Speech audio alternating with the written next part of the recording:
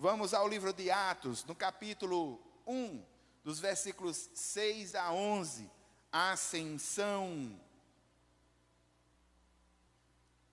propósito e convicção. O texto diz assim: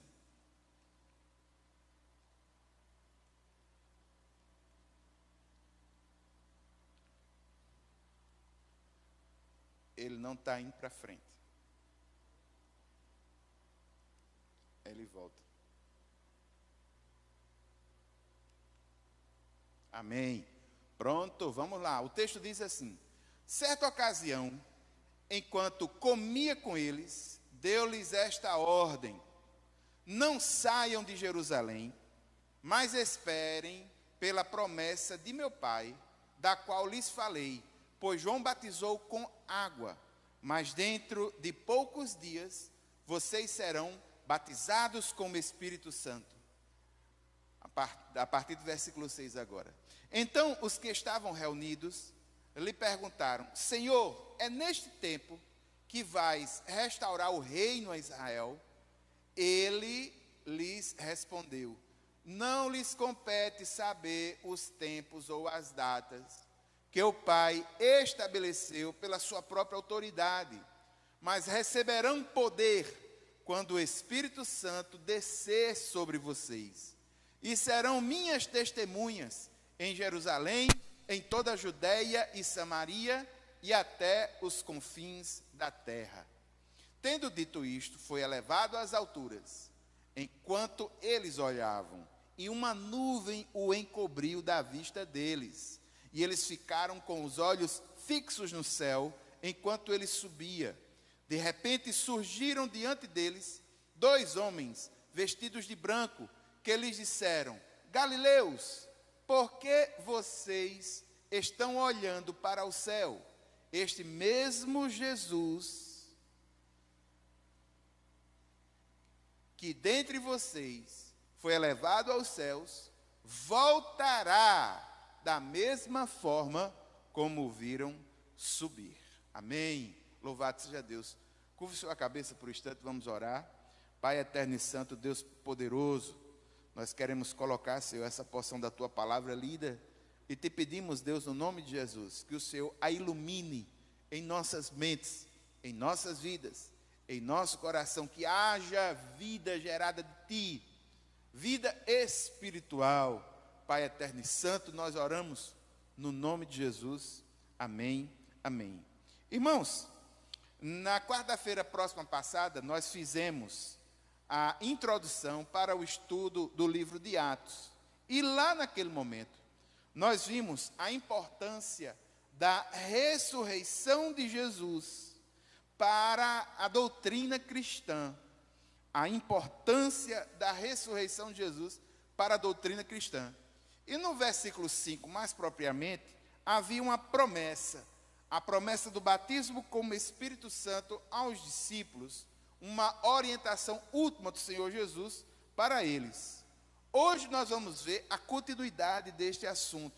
Hoje nós vamos ver algumas questões importantes. Por exemplo, no versículo 6, uma preocupação nacionalista que ainda estava no coração dos discípulos. O texto diz assim: então os que estavam reunidos, quando Jesus fala, que acerca da promessa do batismo com o Espírito Santo, então os que estavam reunidos, os discípulos, lhe perguntaram: Senhor, é neste tempo que vais restaurar o reino a Israel? E tempo aí, tempo cronológico. Eles estão querendo saber, com algum nível de exatidão, quando esse reino será restaurado. A pergunta nas línguas originais, o verbo, o doutor Kistemaker, que é um dos grandes estudiosos do livro de Lucas e de Atos, ele nos alerta que a forma como o verbo é colocada, o perguntaram, dá a entender ser algo, uma pergunta de unanimidade. Todos eles tinham no seu coração essa pergunta, essa ideia, e ela foi expressada a Jesus. É nesse tempo que vais restaurar o reino a Israel. E aqui nós vemos, irmãos, infelizmente, temos uma triste constatação. A esperança messiânica dos discípulos ainda era como a de muitos judeus. Eles esperavam ainda um reino político estabelecido por um descendente de Davi.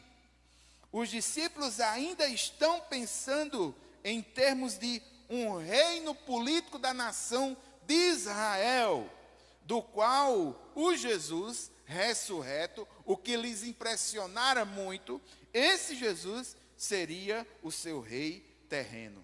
Irmãos, ainda existe uma não compreensão plena do que de fato é o reino de Deus e a pessoa de Jesus. De uma certa forma, conseguimos ver que existe uma pergunta no coração dos discípulos que é inapropriada àquilo que biblicamente entendemos por compreensão sobre o reino de Deus.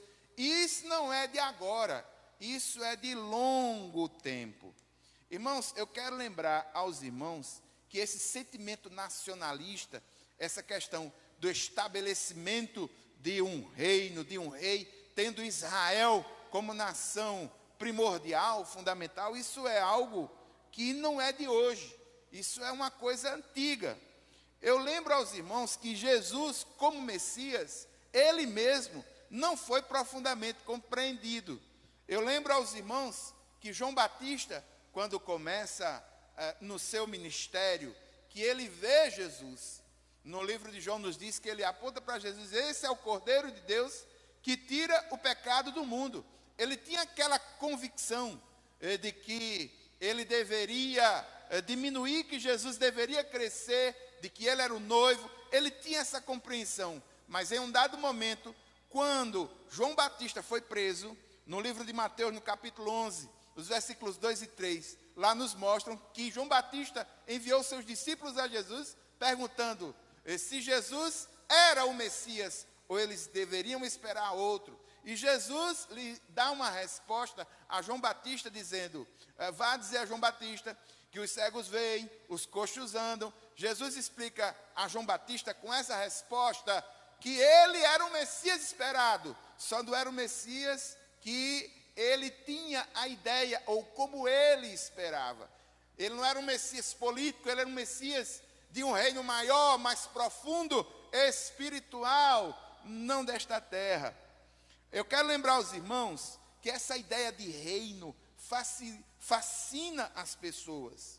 No livro de Mateus, no capítulo 20, no versículo 21, a mãe de João e Tiago, dois dos discípulos, foi até Jesus, pedir a Jesus que Jesus desse cadeiras especiais aos seus filhos, perto dele no reino, uma à direita e outra à esquerda.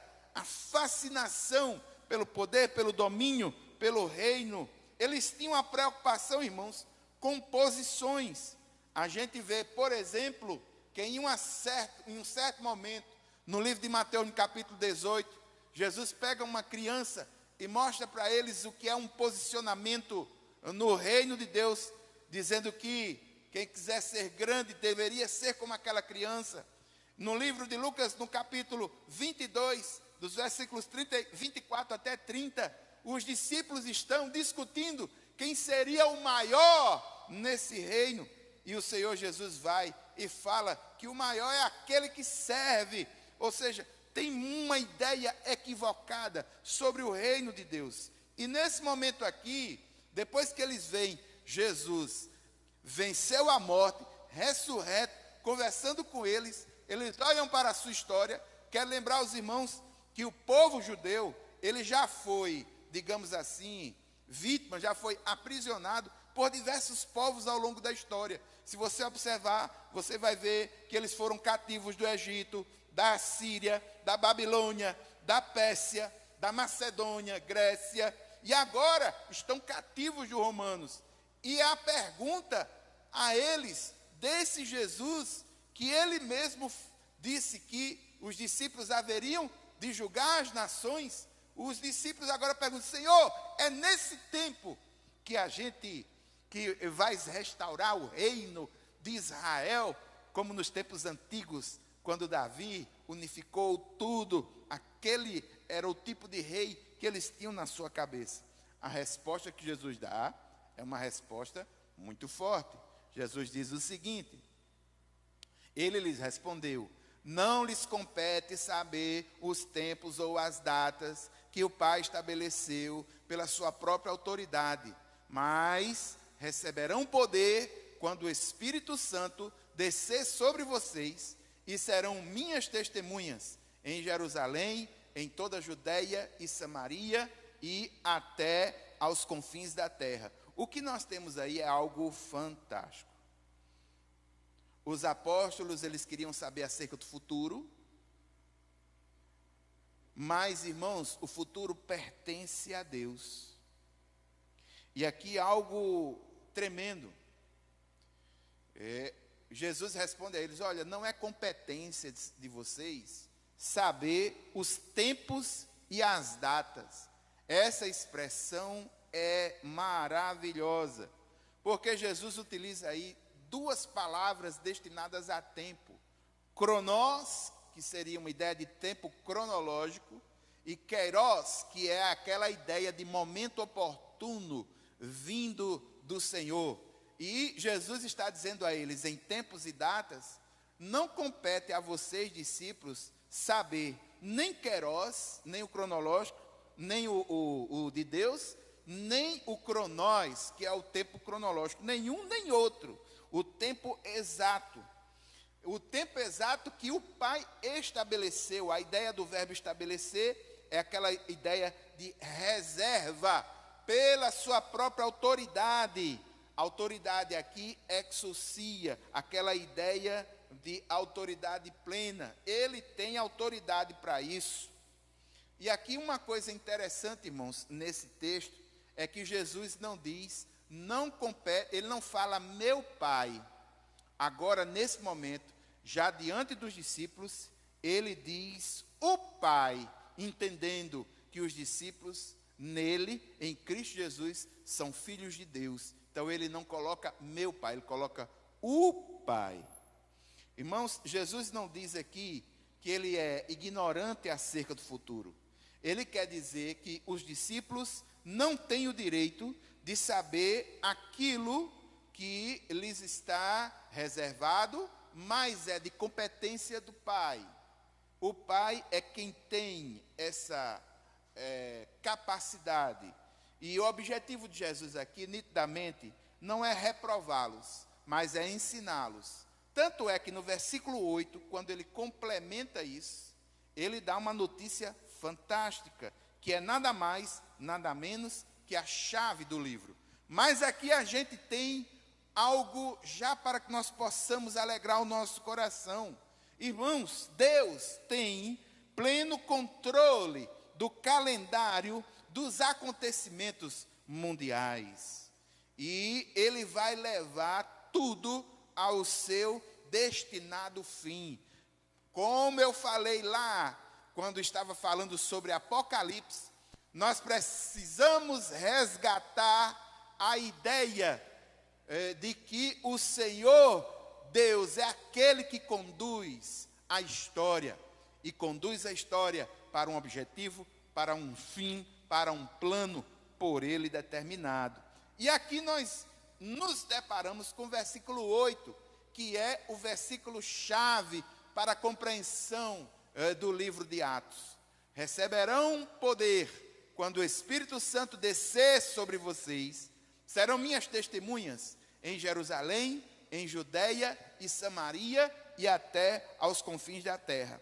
Veja os verbos, vocês vão receber para ser. Esse versículo 8, se você puder marcar ele na sua Bíblia, marque, porque ele é a chave hermenêutica do livro. É através desse versículo que a gente vê que o livro de Atos está organizado de acordo com essa lógica.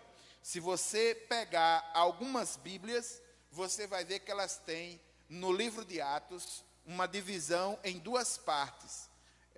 Geralmente, ministério do apóstolo Pedro e logo após o ministério do apóstolo Paulo.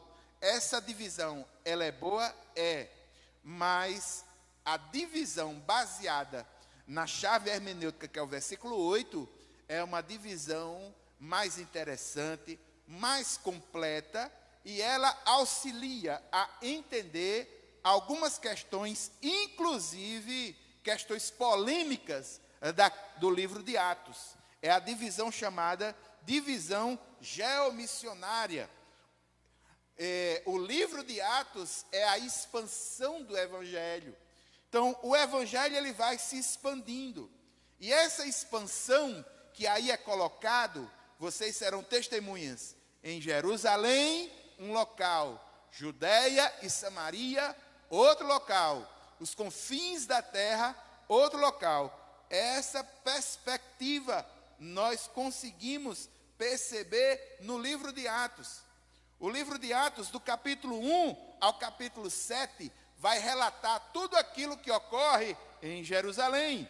Do capítulo 13, 8, aliás, ao capítulo 12, vai relatar tudo aquilo que ocorre em Judeia e Samaria. E dos capítulos 13 até o final, capítulo 28, vai falar sobre os confins da terra. O evangelho vai sendo expandido em Jerusalém, capítulos 1 a 7, em Judeia e Samaria, capítulos 8 a 12, e aos confins da terra. Essa divisão é uma divisão muito importante. E existem alguns textos polêmicos que precisarão da compreensão dessa chave hermenêutica. Os textos que estão no capítulo 2, capítulo 8, capítulo 10 e capítulo 19 vão precisar dessa compreensão. Esse é o versículo chave, é o versículo principal, é o versículo que faz surtir o efeito da questão da divisão dos blocos dentro do livro de Atos. Vocês vão receber poder, dínamos, os discípulos serão empoderados. A ideia do poder é a ideia da força, da habilidade, da virtude. Esse poder, ele desce do alto. Esse poder é sobrenatural. Descer, agir, na língua original, erhome, tem aquela ideia de um agir glorioso, ativo, vivo, vivificante. E a palavra testemunha, na língua original, vale a pena dizer que a palavra testemunha aí é martis, que em português gera palavras como, por exemplo, mártir, martírio, martis, testemunhas. É essa palavra que aí é utilizada no grego koiné. E aqui a ideia é simples, irmãos. Antes de começar seu ministério, o Espírito Santo fortaleceu o Senhor Jesus. Nós sabemos disso. Jesus, ele foi batizado no livro de Mateus, no capítulo 3, a partir do versículo 10, a gente vê ali o batismo do Senhor Jesus. E no momento em que ele é batizado, o Espírito Santo desce como pomba e o Pai lhes fala palavras abençoadoras. E do capítulo 4, no versículo 1, o Espírito Santo conduz Jesus a ser tentado no deserto pelo diabo. Antes de começar o ministério, o Espírito Santo, o Senhor, o próprio Pai, o fortalece. E Jesus vence Satanás, vence as investidas do maligno. E com os discípulos não poderia ser diferente. Os discípulos não poderiam começar a espantosa obra de Jesus sem serem munidos, sem serem empoderados pelo Espírito Santo. Eles precisavam receber poder do alto. E aqui, irmãos, grandes lições para nós.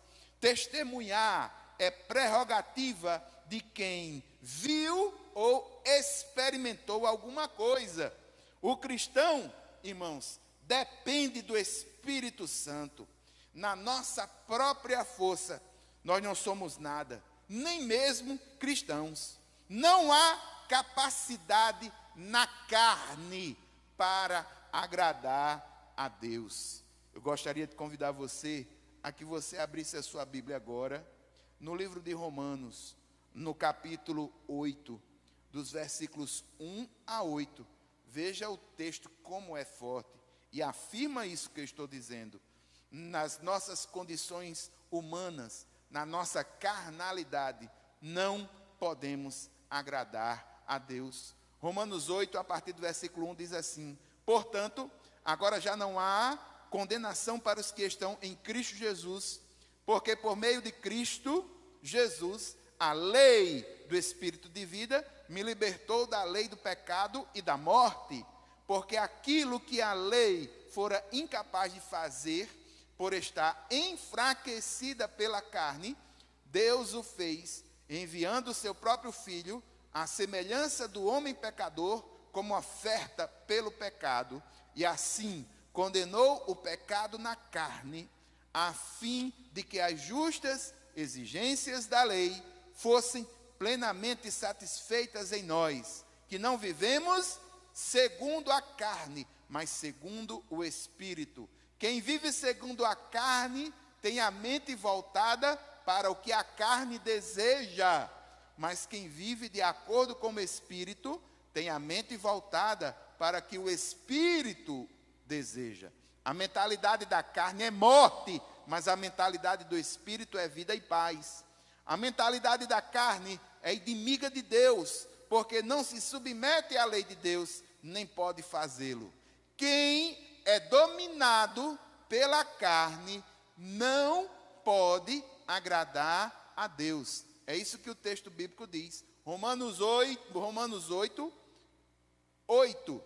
Quem é dominado pela carne não pode agradar a Deus. Ou seja, não é pela nossa própria força, não é pela nossa carnalidade depravada.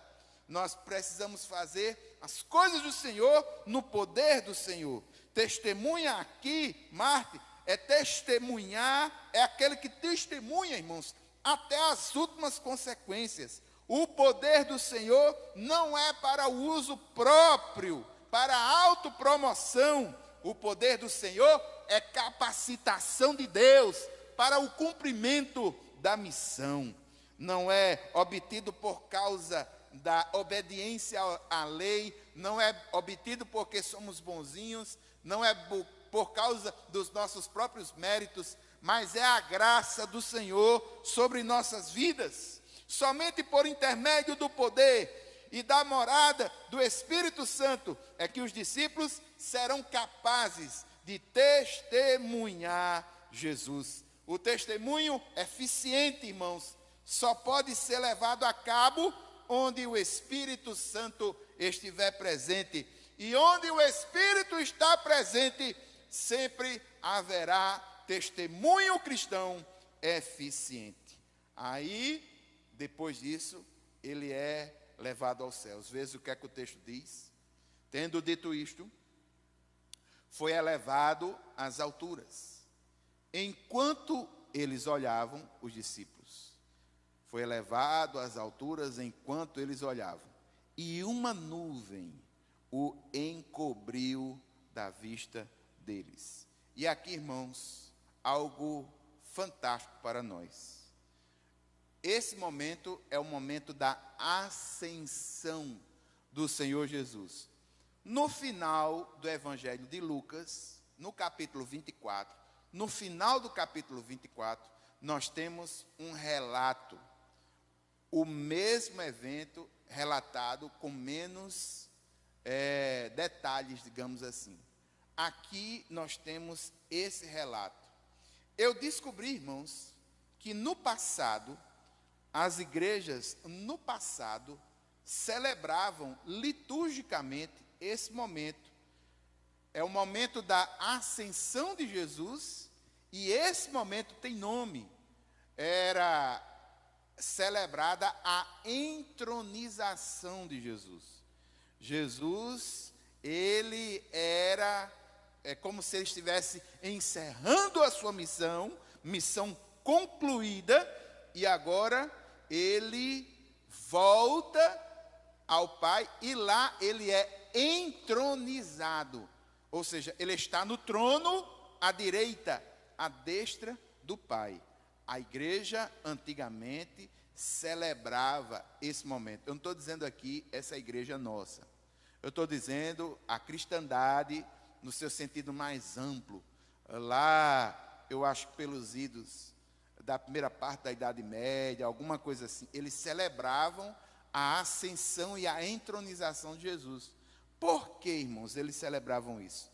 Porque essa ascensão de Cristo, teologicamente falando, é muito importante. Essa ascensão, ela tem importância doutrinária. O doutor Wayne Grudem, na sua teologia sistemática, ele fala que a doutrina da ascensão do Senhor Jesus e a entronização dele é importante, porque, em primeiro lugar, visto que estamos unidos a Cristo em cada aspecto da obra da redenção, a ascensão de Cristo prefigura a nossa ascensão com Ele. Aqui eu quero que você abra sua Bíblia, em 1 Tessalonicenses, no capítulo 4, no versículo 17.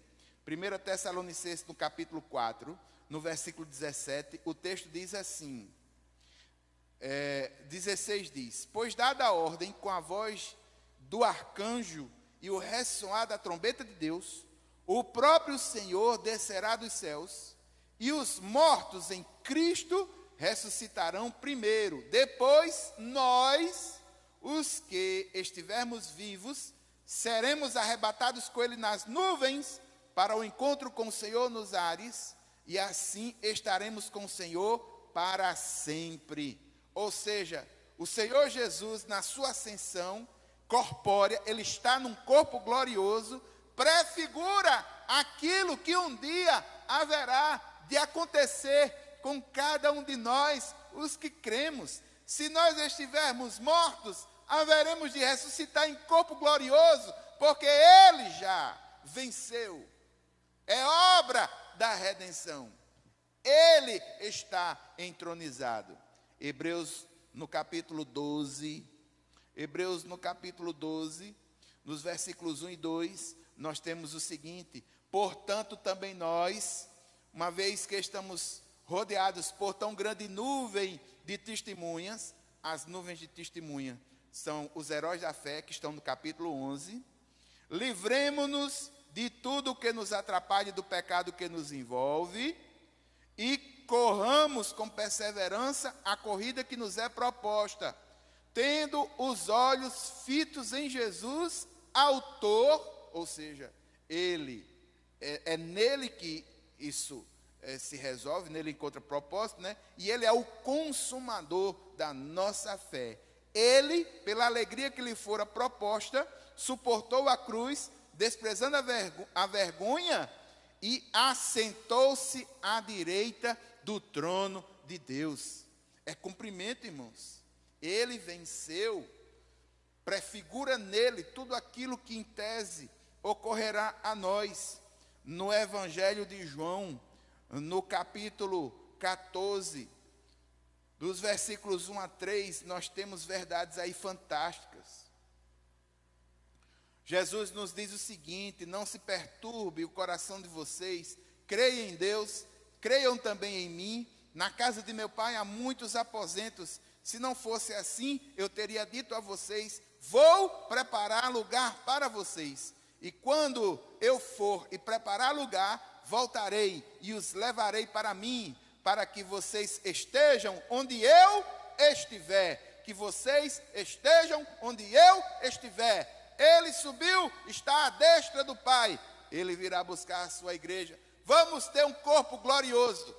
A sua ascensão prefigura tudo isso para nós. Em segundo lugar, irmãos, nós sabemos que a ascensão de Jesus nos garante que o nosso lar definitivo será aonde Ele estiver. Novos céus, nova terra, lá estará o Senhor. Nós vamos estar lá também com um corpo glorioso, quando o Senhor ascende aos céus e está entronizado à destra do Pai, todo o seu trabalho redentivo consumado pela fé, a graça do Senhor alcança até a nós, selados com o Espírito Santo da promessa, nova criatura. Essa convicção de que no futuro estaremos com Ele é uma realidade. E por último, irmãos, por causa da nossa união com Cristo em sua ascensão, podemos agora compartilhar da autoridade de Cristo sobre o universo.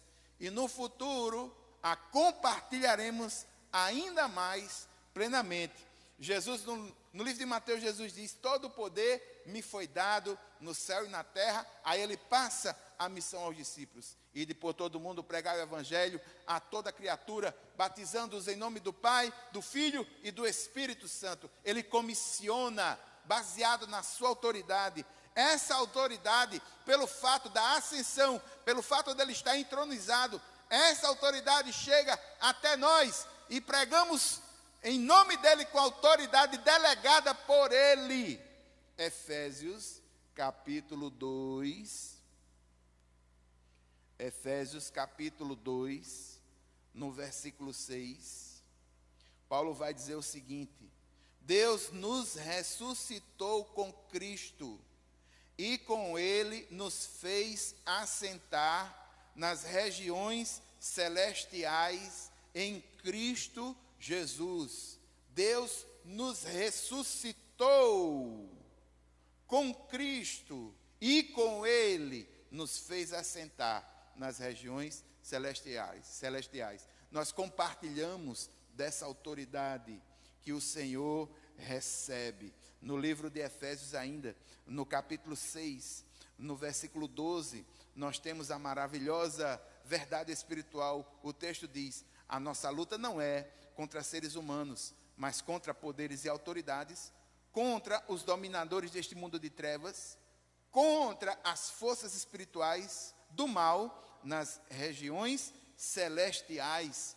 É por isso, irmãos, que nós somos empoderados. Volte um pouquinho para o versículo 10. O texto diz: finalmente, fortaleçam-se no Senhor e no seu poder, vistam toda a armadura de Deus para poder ficar firmes contra as ciladas do diabo. Nós ficaremos firmes, nós perseveraremos na fé, recebemos dele a armadura, e nele nós temos vitória. Não é por causa de nós, essa autoridade é delegada dele para nós, autoridade do trono dos céus para aqueles que creem. No 2 Coríntios, no capítulo 10, no versículo 4, Paulo vai dizer: as armas com as quais lutamos não são humanas, ao contrário, são poderosas em Deus para destruir fortalezas. Por quê? Porque elas não são humanas, elas vêm do alto.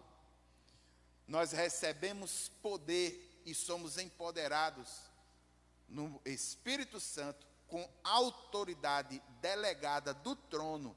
Essa autoridade é dada ao Senhor Jesus e é compartilhada conosco, os que nele creem. É por isso, irmãos, que quando nós expulsamos demônios e eles saem, expulsamos em nome de Jesus. Como diz o apóstolo João, maior é o que está em nós do que o que está no mundo. Vocês estão entendendo? Então, irmãos, a importância da ascensão, da entronização para nós cristãos é porque confere poder, confere autoridade e doutrinariamente confere convicção, conhecimento.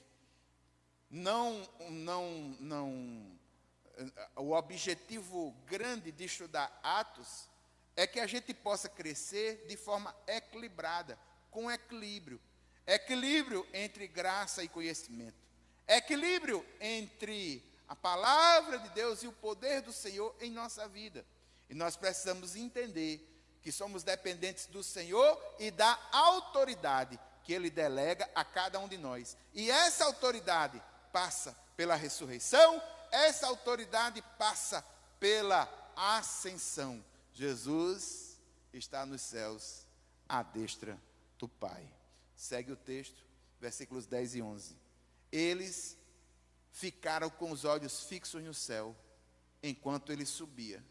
De repente, surgiram diante deles 2 homens vestidos de branco, que lhes disseram: Galileus, por que vocês estão olhando para o céu?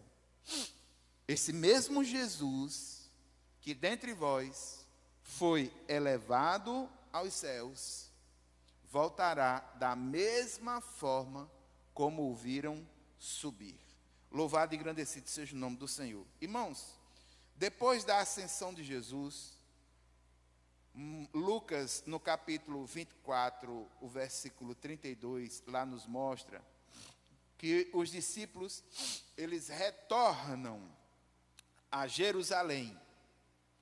Eles retornam com alegria. Mas antes disso, eles ficam olhando o Senhor Jesus subindo numa nuvem, uma nuvem de glória, o mesmo corpo ressurreto, nuvem de glória, grande glória. Dessa mesma forma que ele sobe, dessa mesma forma ele haverá de vir. Nós temos aí um texto enfático, no versículo 11, os anjos dizem aos discípulos: Galileus, este mesmo Jesus, a palavra mesmo aí, traz ênfase. Perceba que ela poderia ser retirada do contexto, daria sentido. Esse Jesus, que dentre vocês foi levado aos céus, mas a palavra mesmo, na língua original e na tradução, e é colocado para ser enfático, esse mesmo Jesus aí, que corporeamente está subindo, levado aos céus, na nuvem de glória, ele mesmo voltará da mesma forma como vocês viram subir. Irmãos, nós precisamos, baseado nesse estudo, que Jesus está no corpo glorioso, ele está subindo ao céu. Nós precisamos ter a ideia de que a ascensão de Jesus, ela foi corpórea, e ela indica também a nossa glorificação futura. E o que é a glorificação? A glorificação, irmãos, é o último passo na soteriologia, que é a doutrina da salvação. A glorificação é quando nós estivermos face a face com o Senhor, com um corpo glorificado. Esse mesmo corpo que haveremos de ter um dia, o Senhor Jesus já está nele. Jesus, ele não desencarnou para encarnar novamente. Não é uma teoria de reencarnação. É um corpo glorioso. E aqui, irmãos, eu quero alertar que muitas vezes nós temos um pensamento quase que gnóstico no meio popular nas igrejas evangélicas. Eu já vi muitos, até pregadores, pregarem o seguinte: esse corpo, a carne velha, para nada presta, isso aqui é só pecado, carnalidade, isso não vale de nada, o que vale é o meu espírito, que ele vai para os céus. Esse pensamento, essa ideia de que a matéria é má, o espírito é bom, é um pensamento do gnosticismo, é um pensamento da filosofia dos teólogos gregos do primeiro século. E aqui, irmãos, o texto nos mostra que a matéria em si, em tese, ela não é má. O problema do nosso corpo, da nossa carne, é que a nossa carne foi afetada pelo pecado e vivemos uma coisa chamada carnalidade, que é essa depravação natural que nos atinge e que nos leva a pecar. Nós precisamos entender, na igreja, nós já falamos muito sobre isso. O Satanás ataca diretamente o nosso espírito. O mundo ataca diretamente a nossa alma, nosso coração, nossas faculdades interiores. A carnalidade, que é essa propensão natural ao desejo pecaminoso que está nas minhas entranhas, é aquele texto de Romanos do capítulo 7, versículo 23, 24, quando Paulo diz que o bem que quer fazer, não consegue fazer, mas o mal que ele não quer fazer, ele faz, que dentro dele existe uma lei, aquilo é a carnalidade. Essa carnalidade, irmãos, essa tendência natural ocorre no nosso corpo por causa da questão do pecado. Todos nós fomos afetados profundamente pelo pecado. A ideia do cristianismo é de ressurreição do corpo e de restauração do nosso corpo a um corpo glorioso. Quando Deus criou o ser humano, Ele disse lá no livro de Gênesis, no capítulo 1, no versículo 31 está registrado, Jesus viu e era muito bom. Ou seja, a matéria em si, ela não é má, como pensam os filósofos gregos do século I, sobretudo, como pensava o gnosticismo, que muito influenciou ou procurou influenciar e atrapalhar os rumos da igreja primitiva. Eles faziam essa distinção, mas aqui a gente vê que para Deus a restauração completa da criação é quase como que uma questão de honra. Irmãos, eu gostaria de nessa noite afirmar duas grandes verdades espirituais. A primeira grande verdade espiritual, irmãos, os discípulos haveriam de ser empoderados. Atos 1:8, vocês vão receber poder para ser testemunha. Eles precisavam receber poder. E aqui marca um novo momento na história do cristianismo, na história da igreja, na história humana. Uma ação mais profunda e efetiva do Espírito Santo de Deus. Irmãos, eles precisavam de poder, sabe por quê? Porque agora eles haveriam de sair do aprendizado, do discipulado, do acompanhamento de Jesus. Agora eles vão para a prática, agora eles vão desenvolver a missão, agora eles têm que agir, e eles não podem agir pelos seus próprios esforços humanos. Irmão, em segundo lugar, eles precisavam ser empoderados pelo Espírito Santo, porque eles deveriam ter uma visão espiritual.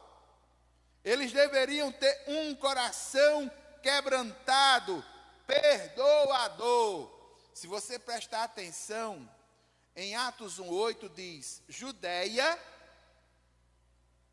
diz assim, Jerusalém, Judéia e Samaria e até os confins da terra. Irmãos, os judeus não falavam com os samaritanos. E agora, barreiras raciais, barreiras culturais, barreiras religiosas deveriam ser quebradas. Esse povo, que em tese tinha um espírito, um sentimento muito nacionalista, uma ideia equivocada do Messias, uma ideia equivocada do reino de Deus, pensando que Jesus era o Messias político e pensando que o reino de Deus era instaurado pela força política, tendo Jesus como rei. Esse pessoal, ele vai precisar do Espírito Santo para que as barreiras sejam quebradas. As barreiras sejam quebradas. Eles vão precisar perdoar samaritanos. Eles vão precisar de poder para realizar a vontade de Deus na unção do Espírito Santo. Nós precisamos aprender este grande ponto. Precisamos aprender a dependermos do Espírito Santo do Senhor. Nós precisamos de uma doutrina sobre o Espírito Santo que seja sadia. Infelizmente, hoje, por causa de algum falso olhar ou falso viés pseudo-doutrinário, nós temos uma caricatura do Espírito Santo dentro de nós. Tem muita gente que, por causa da figura do fogo, só consegue enxergar o Espírito Santo como fogo, como fogo, como fogo. É aquele que diz: queima Jeová, vai, crente frio, crente quente, pregação fria, pregação quente, nivela as pessoas num símbolo que transforma o Espírito Santo em algo impessoal, porque fogo não traz o sentido de pessoalidade. E eu quero trazer a ideia aos irmãos: nós precisamos conhecer profundamente o Espírito Santo, mas precisamos conhecer de forma saudável e natural. E esse conhecimento precisa não ser apenas um conhecimento cognitivo, mas um conhecimento prático. Nós precisamos aprender a depender do Espírito Santo e neste Espírito, nesta unção, realizarmos a vontade do Senhor. Existe uma visão que é muito estereotipada. O Espírito Santo, não, aquele tem, aquele não tem. Outros dizem, não, tem que falar assim, tem que ser assado. A ideia, irmãos, a doutrina é muito maior do que essas pequenas caricaturas do Espírito Santo que muitas vezes chegam até nós. Me perdoe a franqueza, mas nós precisamos ter uma doutrina sadia. Precisamos entender que o Espírito Santo, ele é, sobretudo, pessoa. Existe pessoalidade no Espírito Santo. O que é isso? Irmãos, o Espírito Santo fala, o Espírito Santo tem vontade, o Espírito Santo geme, o Espírito Santo, ele tem traços de pessoalidade. É algo complexo de ser entendido por raciocínio humano, mas é algo que pode ser experienciado, pode ser vivido, e as suas convicções principais podem ser atestadas pela palavra. Os discípulos precisavam de poder do alto para realizar a missão. Nós precisamos de poder do alto para efetivar a nossa missão, tornando relevante a nossa missão, e não apenas no seu aspecto da relevância, mas, sobretudo, que nós possamos fazer a vontade de Deus do jeito que Deus quer. Não é pelas nossas próprias forças. Segundo ponto fundamental, a ascensão de Cristo, o selo da nossa vitória futura. Irmãos, Jesus consumou a obra. No capítulo 1, versículo 9, quando Jesus volta para o céu, é como se ele estivesse dizendo a todo mundo: estou voltando para o Pai, minha missão aí na terra, ela foi cumprida. Nós precisamos, irmãos, resgatar a ascensão como uma interiorização mesmo, doutrinária nas nossas vidas. Jesus subiu ao céu, está à destra do Pai. Isso é a marca da nossa vitória. Nós vamos ter um corpo glorioso. Ele já tem um corpo glorioso. Ele é as primícias da ressurreição. Nós vamos ter também corpos gloriosos. Nós vamos reinar com Ele. Já recebemos dEle autoridade delegada, autoridade vinda do alto. Irmãos, isso é importante. Jesus haverá de voltar pessoalmente. É outra grande verdade que nós vimos aqui.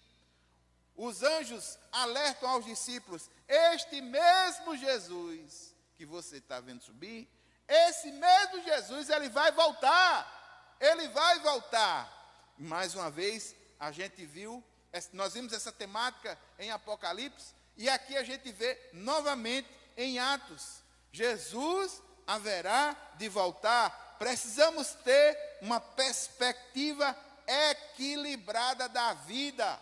Precisamos ter uma perspectiva equilibrada da vida. Eu me encantei hoje com um texto do pastor Hernandes Dias Lopes. Eu estava fazendo o fechamento dessa unidade de texto para trazer hoje à noite. E ele falou algo que eu achei fantástico, queria compartilhar com os irmãos. no seu comentário de Atos, ele diz o seguinte: com respeito à segunda vinda de Cristo, os apóstolos cometeram 2 erros opostos que precisava ser corrigido. Primeiro erro, eles estavam à espera de um poder político, que é a restauração do reino de Israel. Nós vimos isso logo no início de hoje. Segundo, eles estavam observando o céu, preocupados com o Jesus celestial. Ambas situações são fantasias falsas. O primeiro é o erro do político que sonha em instalar a utopia na terra.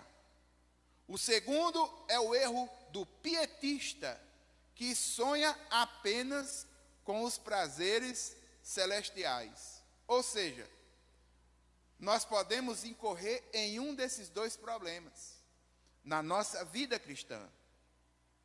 Pensar única e exclusivamente nas questões celestiais e nos alienar das questões que estão no nosso entorno, das realidades e responsabilidades que foram destinadas até a nós e que são prerrogativas nossas, como agentes do reino de Deus, de executar, ou o contrário.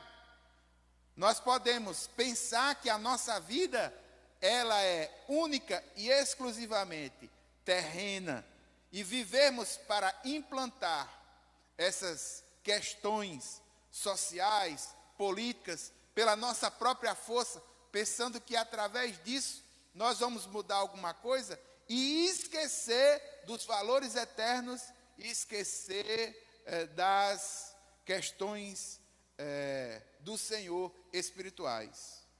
Para o ilustre historiador Justo Gonzalez, nós cristãos, com frequência demasiada, permanecemos com os nossos olhos voltados para o céu e esquecemos que fomos postos na terra a fim de cumprir uma missão. Nossa pregação, tão preocupada com além, frequentemente corre o risco de ter pouco a dizer àqueles que ainda devem viver em meio à injustiça e ao sofrimento. Irmãos, equilíbrio. Da mesma forma que a ascensão de Jesus foi física, pessoal, visível e gloriosa, assim também será a sua volta. Da mesma forma que ele retornou ao céu, cavalgando numa nuvem, assim também ele voltará entre nuvens. A volta do Senhor Jesus será pessoal, não será vista por poucos, como acontece agora no livro de Atos. Ele vai voltar sozinho como partiu, mas no seu retorno, milhões de santos vai formar a sua comitiva. Em vez de ser uma volta restrita a um local, como um relâmpago, o Senhor haverá de brilhar de uma até a outra extremidade do céu. É por isso que nós estamos falando sobre o aspecto doutrinário já na carta de Atos, para que haja equilíbrio, que a gente possa entender que não somos cidadãos eminentes, digamos assim, dessa terra, que entendemos que somos embaixadores do Senhor, nosso verdadeiro lar é o céu, estarmos com Deus, mas que isso não nos aliene da nossa realidade aqui. E como diz o pastor Maisel, se nós não abraçarmos a nossa missão, o cristianismo será uma religião no mínimo chata. Cristianismo sem missão é chatice, do ponto de vista dele, e eu concordo. Nós precisamos pensar nas demandas como cidadãos dos céus, mas nas nossas responsabilidades, assumindo a missão que o Senhor nos deu, sendo empoderados por Ele para cumprir a nossa missão, o nosso ministério, ministério de reconciliação, reconciliando o homem com o Senhor. Todavia, não podemos também só nos ater às questões daqui, que é possível que muitos invistam fortemente na atividade social, ajudem os pobres, façam uma igreja socialmente relevante. Meu irmão, se isso for feito na própria força, se isso for feito sem levar em consideração que precisamos do Espírito Santo de Deus, isso será uma ONG, mas não será uma igreja, não. Igreja é equilíbrio. Equilíbrio entre o agora à luz do futuro. Os olhos no futuro e a prática aqui agora. Os valores eternos e a ação e o empoderamento, a coragem, a virtude, a habilidade para executar agora. Precisamos do Espírito Santo de Deus, irmãos. Se nós não estivermos empoderados pelo Espírito Santo do Senhor, a nossa comunhão será uma comunhão social vazia, interesseira. Se não formos dependentes do Espírito Santo de Deus, a nossa adoração vai ser superficial, vai ser um mero show.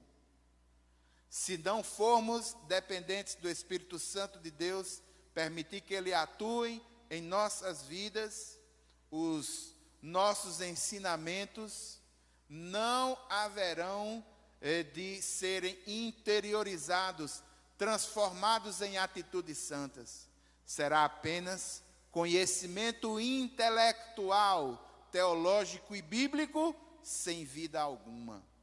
Irmãos, se não formos dependentes do Espírito Santo do Senhor, a nossa evangelização será tecnicamente perfeita, mas o testemunho será ineficiente. Irmãos, se não entendermos que somos dependentes do Espírito Santo do Senhor, realizarmos a obra do Senhor pelas nossas próprias forças, os nossos serviços serão meros serviços sociais, destituídos de motivações genuínas e honrosas. Agora veja, se nós formos dependentes do Espírito Santo de Deus, se estivermos cheios dele, a nossa comunhão será tolerante e profunda. Se nós estivermos cheios do Espírito Santo de Deus, a nossa adoração será honesta, genuína, ungida. Se nós formos dependentes do Espírito Santo de Deus e permitirmos que Ele trabalhe em nossas vidas, o nosso discipulado terá efeito. Nós vamos conseguir colocar vida na vida, atingindo as pessoas de uma forma mais profunda, não só pelas palavras, mas também pela atitude. Se nós entendermos que precisamos do Espírito Santo do Senhor para realizar a obra dele, o nosso serviço terá motivações honrosas. Será fantástico servir ao Senhor, será fantástico servir ao mundo em suas necessidades, porque eles vão, pelas nossas obras, perceber que existe um Deus que nos dá poder, força, inspiração e condução. Irmãos, se nós entendermos que somos dependentes do Senhor, da força do seu poder, dependentes do poder do Espírito Santo de Deus, por esse Espírito dirigido, por esse Espírito orientado, A nossa evangelização será estratégica, pontual, ordeira e eficiente. Não podemos fazer a obra de Deus sem o Espírito de Deus. Precisamos entender isso. Precisamos entender isso. E a minha pergunta para você é justamente essa: como você tem realizado o trabalho do Senhor? Como você tem vivido a sua vida cristã? Você tem percebido que é totalmente dependente do Senhor e da força do seu poder? Ou você tem tentado fazer as coisas pelo seu próprio mérito, pelo seu próprio conhecimento, pelas suas próprias forças? Há uma frase que eu ouvi, eu acho que foi da boca do pastor Augusto aqui nessa igreja. Irmãos, se estivermos debaixo da vontade de Deus, Deus pode fazer por nós e em nós, em 5 minutos, o que não faríamos em 50 anos. Precisamos do Senhor. Precisamos ser cheios do Espírito Santo. Precisamos conhecer mais a Deus. Precisamos quebrantar mais o nosso coração. Precisamos fazer a obra dele, no poder dele. Precisamos honrá-lo mais, com motivações mais genuínas e profundas. Louvado e engrandecido seja o nome do Senhor. Me permita orar por você, encerrando este culto.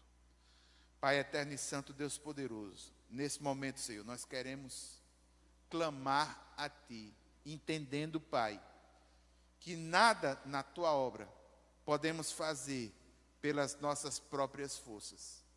Nós precisamos de Ti. Pai, nós precisamos de Ti. Precisamos ser empoderados por Ti. Espírito Santo, toma conta, Senhor, das nossas intenções. Toma conta, Senhor, da nossa vontade. Toma conta, Pai, do nosso querer, do nosso agir. Espírito Santo, toma conta das nossas estratégias. Toma conta das nossas ferramentas. Toma conta, Senhor, dos nossos líderes. Toma conta, ó Pai, das famílias dessa igreja. Toma conta de cada um de nós. Senhor, nos orienta a que tenhamos essa expectativa de sempre Te buscar, de sempre sermos cheios do Teu Santo Espírito. Pai eterno e santo, é assim que nós oramos, no nome de Jesus. Amém, amém. Entenda isso, seja cheio do Espírito Santo. Deus abençoe você. A graça do Senhor Jesus Cristo, o amor de Deus, a comunhão e as consolações do Espírito Santo seja sobre cada um de nós, hoje e sempre. Amém, amém. Meu irmão, compartilhe essa mensagem. Meu irmão, em nome de Jesus, deixa o seu likezinho aí. Nós precisamos ter uma dinâmica diferenciada e que o Espírito Santo tome conta de nós, tome conta de nossas vidas, de nossas vontades, de nossa estratégia. Deus abençoe você. Boa semana. Conexão, proximidade, interação, comunicação. A IEB mais perto de você. Queremos te apresentar o nosso app. Com ele você terá acesso a todos os conteúdos da igreja, pastorais, pregações, séries, inscrições em eventos, transmissões ao vivo e mais. O nosso aplicativo é a forma mais rápida da IEB enviar avisos e lembretes para você. Pelo app, você também poderá realizar doações e ofertas sem sair de casa. São muitas funções para facilitar o seu dia a dia. Aqui você tem a Bíblia, anotações, tem acesso a grupos e ainda pode nos enviar os seus pedidos de oração.